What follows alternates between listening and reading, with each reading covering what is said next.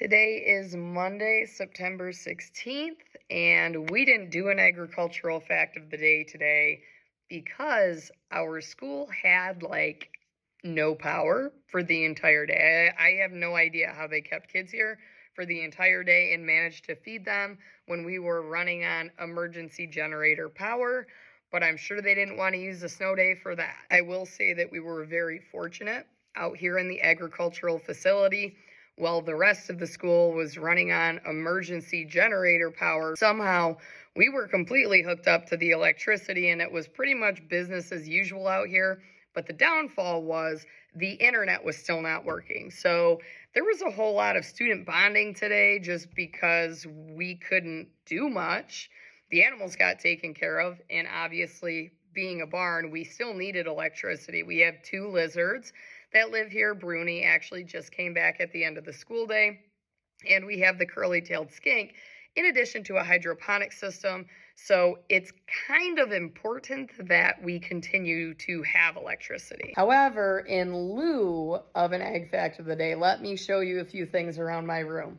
The artificial breeder from Reality Works. I have the groundbreaking shovel from when we broke ground on this facility. I have my hydroponics unit right here that I set up on Friday, an ancient copy of our FFA charter from 1957, a Boer goat, a bunch of banners, some that have not yet been hung up, some soil test kits, a skeleton dog, a whole boatload of plaques. This is only some of them. I do have a few more that are currently on display in our awards case, type of display case that we have for the FFA, an ancient copy of the FFA Creed. And yes, I do teach in a public high school in New York State, so I am not at a BOCES center or a CTE trade type center. I am in a public high school, so it is possible. I have a tiny flock of quail that I will be working on rebuilding over the next couple of months.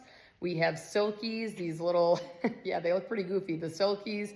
And then I have 3 standard chickens in here. I may bring in a few more from home. Angora rabbits, so students can get the full experience of maintaining an Angora, the routine work that needs to be done with them, and then of course shaving them and getting the fleece from them. 2 chinchillas, we do not get the fleece from them. These are Fluffy and Dusty. If you're familiar, chinchillas, you kind of got to get the pelt, and we're not in the business of eating those. Our breeding pair of chinchillas, Angus and Gamora. Unfortunately, our sweet little rabbit Daisy passed away last week. She was a beloved rabbit in our program. I got her donated to us in November of 2019. So she's been here with us for a long time, but it's a long story. Maybe I'll tell it someday. The 2 baby chinchillas that Angus and Gamora had last year, they did both turn out to be females. So I'm going to try to pair these guys with Fluffy and Dusty over there. So hopefully they'll make us very colorful, pretty babies. Curly-tailed skink, rabbit named Hazel. She had babies at the end of the school year last year. Bruni, our leopard gecko, who isn't very leopardy. He's just kind of yellow with no spots, so I don't know how he's a leopard gecko. 2 little sugar gliders that are very unhappy with me right now. So guys, the light one is the male. He's a sweetheart. The dark one's a female. She's the one that always